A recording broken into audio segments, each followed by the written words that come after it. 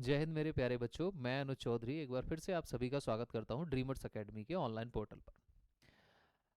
जून 2024 के लिए आरआईएमसी राष्ट्रीय इंडियन मिलिट्री कॉलेज का नोटिफिकेशन आउट हो चुका है। हालांकि अभी प्रेजेंटली वो फॉर्म एक्सेप्ट नहीं कर रहे हैं।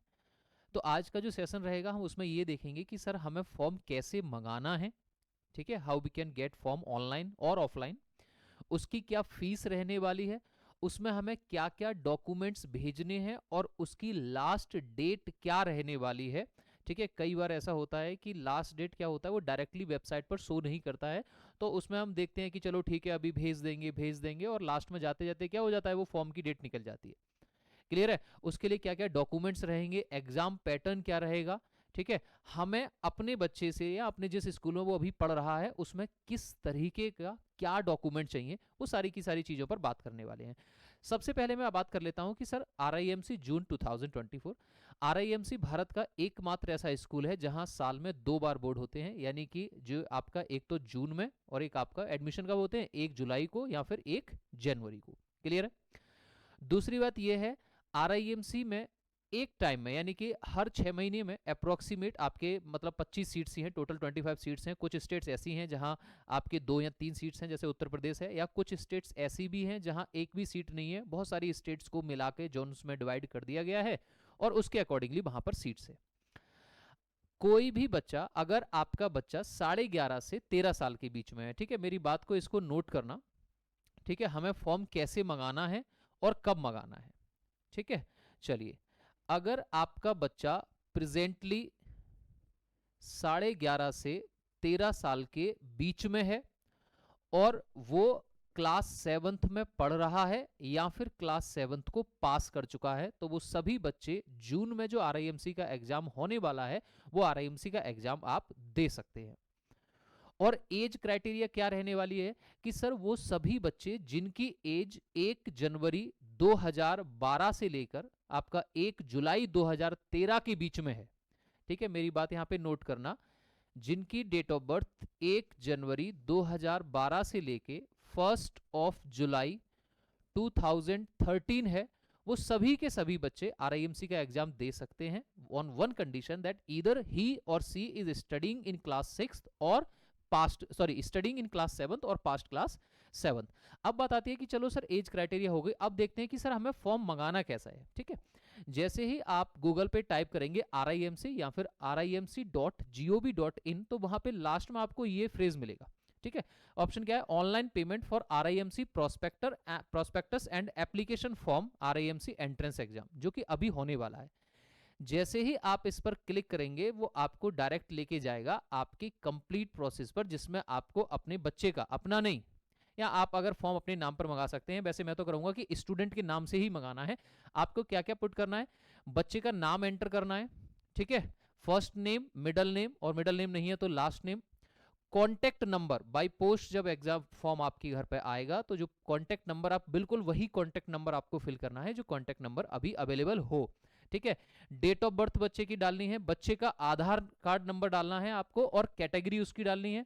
Father's name, mother name plus domicile, वो किसी भी स्टेट का है या किसी भी यूनियन टेरिटरी का है, वो आपको अपना डोमिसाइल डालना है, प्लस जिस एड्रेस पर आप अपना बच्चे का फॉर्म मंगाना चाहते हैं उसमें आपको अपना एड्रेस, पूरा कंप्लीट एड्रेस आपको फिल करना है। ठीक है, कंट्री नेशनलिटी इंडियन हो गई, स्टेट है, सिटी है, विलेज है और आपका पिन कोड है। क्लियर है, उसके बाद ना आपको इसको करना है आपको सबमिट, और सबमिट के बाद वो आपको कहां लेके जाएगा, सबमिट के बाद वो आपको डायरेक्ट पेमेंट ऑप्शन पे लेके जाएगा। कल मेरे पास एक कॉल आ रहा था कि सर हमने RIMC ऑनलाइन जो फी है वो पेमेंट की है लेकिन फॉर्म अभी तक हमें नहीं मिला है।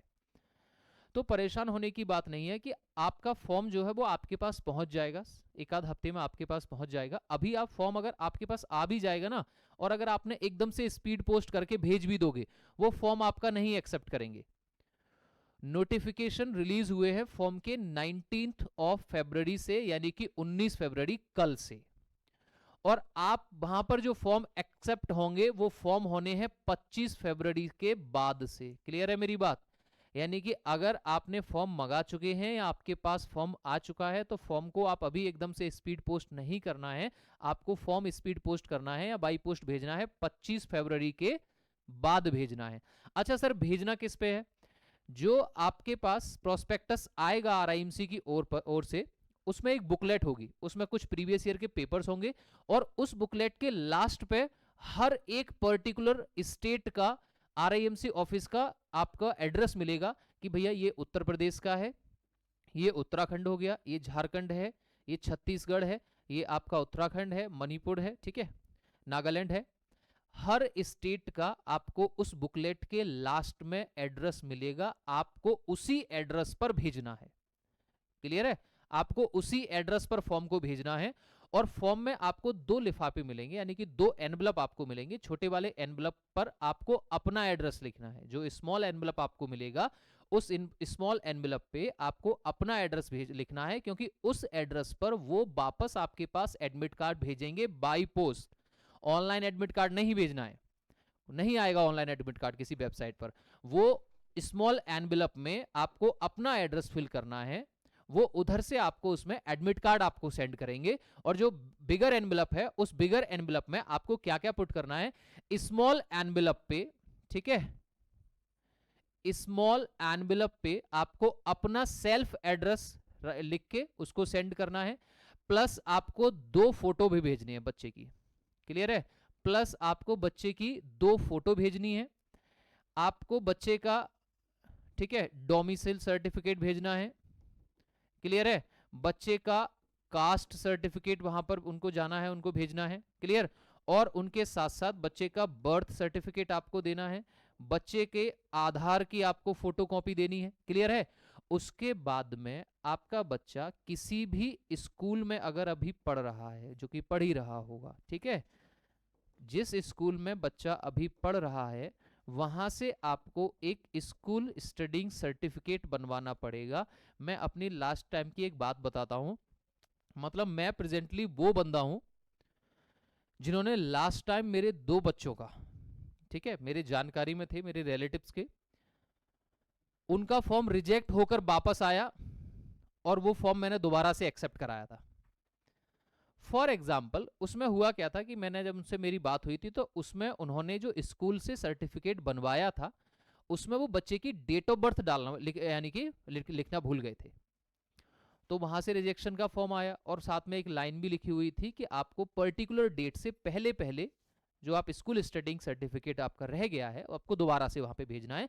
तो अगर आपको फॉर्म बहुत लेट नहीं करना है, आपको फॉर्म जल्दी से जल्दी वहां पे जितना जल्दी हो सके भेजना है, और वहां से अगर किसी वजह से रिजेक्ट भी होता है, तो वो रिजेक्शन की पोस्ट भेजते हैं, और उसमें रीजन लिख के भेजते हैं कि रिजेक्ट क्यों हुआ। और आप उसी चीज को, अगर आपका कोई डॉक्यूमेंट रह जाता है, तो आप उस डॉक्यूमेंट को वापस से भेज सकते हैं दोबारा से। क्लियर है? तो आपको स्कूल स्टडिंग सर्टिफिकेट में क्या लिखना है, आपको बच्चे का नाम लिखना है, सन ऑफ या डॉटर ऑफ, पेरेंट्स का नाम लिखना है, is studying in class 7th और 8th, ठीक है, इन स्कूल, जो भी स्कूल है उसका नाम लिखना है, उसके एक लाइन उसके कैरेक्टर के बारे में लिखना है, कैसे हैं अच्छे हैं, ठीक है। दूसरा, लास्ट में डेट ऑफ बर्थ भी मेंशन करना है, and date of joining of the school भी मेंशन करना है। स्कूल स्टडिंग सर्टिफिकेट में date of birth and date of joining of school भी मेंशन करना है, प्लस सेशन भी मेंशन करना है कि 2023-24 या 2024-25 वो सेशन भी स्कूल स्टडिंग सर्टिफिकेट में आपको मेंशन करना है। फोटो भी आपको भेजने हैं। और उसके बाद आती है कि चलो ये सारी चीजें हमने सर भेज दी, उसके बाद आता है कि आपका जो एग्जाम होने वाला है, देखो डिस्क्रिप्टिव आपको 125 मार्क्स की तो आपकी इंग्लिश हो गई। क्लियर है ना? डिस्क्रिप्टिव आरआईएमसी के एग्जाम में 125 मार्क्स की आपकी इंग्लिश हो जाएगी। क्लियर है? और 200 मार्क्स का आपका मैथ्स हो गया, डन। 75 मार्क्स का आपका जीएस हो गया, जो कि ऑप्शन आपको मिलेगा, 400 का हो गया। क्लियर है? ये 400 का हो गया, प्लस बाद में आपका 50 मार्क्स का इंटरव्यू हो गया।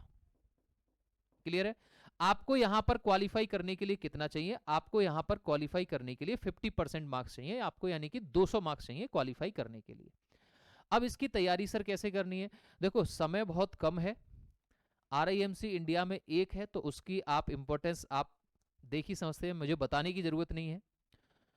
एक स्टेट में एक ही सीट है अगर वो पॉपुलेशन वाइज है, एरिया वाइज स्टेट बड़ी है तो वहाँ 2 हैं, एक में 3 सीट भी है। हालांकि बहुत सारी स्टेट ऐसी हैं जहाँ पर कोई भी सीट नहीं है, कुछ स्टेट्स को मिला के जोन बना दिया है, वहाँ पर एक सीट है। और दूसरा जो गर्ल्स की अगर बात करूँ तो बेटियों आपके लिए तो पूरे इंडिया में, पूरे इंडिया की जो स्टेट्स हैं उनको 5 जोन्स में डिवाइड किया गया है और हर जोन की एक ही सीट है।